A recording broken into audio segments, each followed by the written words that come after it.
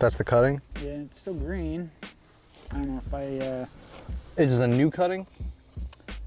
I'd say it's less than a year old. Oh. But more, all right, so at least several months? Yes, yep.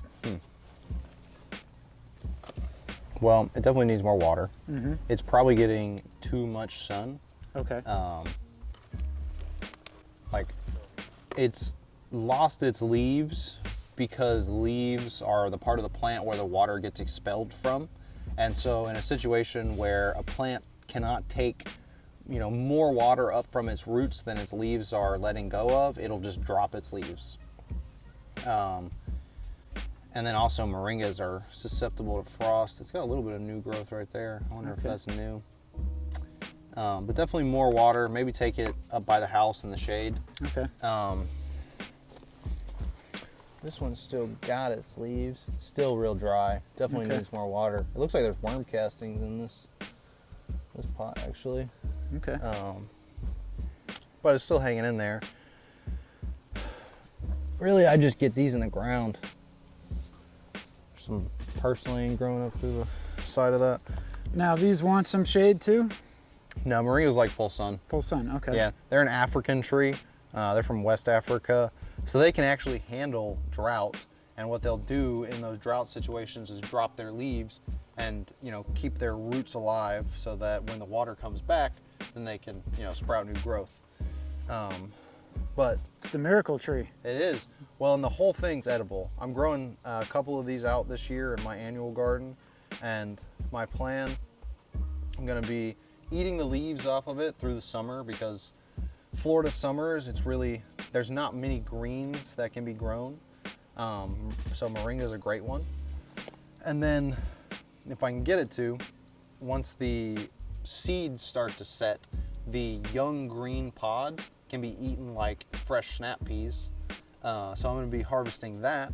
And then once before we get to the frost of, you know, probably December of next year, December or January, I'm gonna pull the whole trees up and then process the root systems, which are also edible.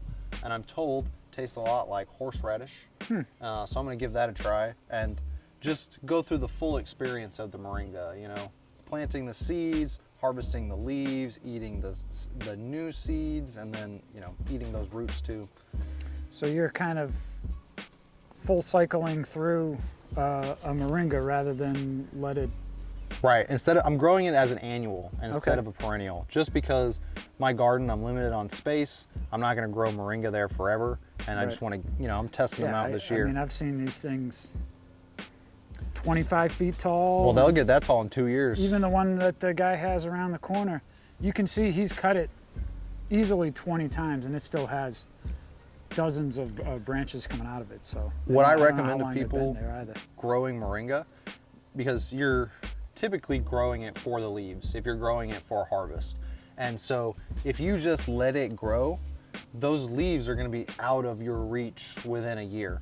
And so what I tell people when they get, you know, about this tall as this steak, cut off the tops, you know, harvest any leaf matter that's up there and, you know, take that. But then that's gonna cause the plant to branch out, just like we were talking about with the loquat. And then the more branches you have on the tree is more leaves, more harvest. And then it keeps it more as like a compact shrub, which has lots of, you know, foliage to take from, and it's all within your reach rather than, you know, letting it get 15 feet high and then climbing up there with a ladder. And for what I'm doing, when you cut the top, it puts more energy into the base, so it makes that, you know, that root system a lot hardier, which will give me a better harvest when I do. Thank you for watching Mike's in the Garden. To check out all of our clips and videos with our walk and talk with Sam Igo from Central Florida Abundance, click on the link in description below. We have a whole playlist. And please feel free to comment with any questions. Reach out to Sam. And please like and subscribe. More great content from Mike's in the Garden and my Central Florida Food Forest. Peace and love, everybody.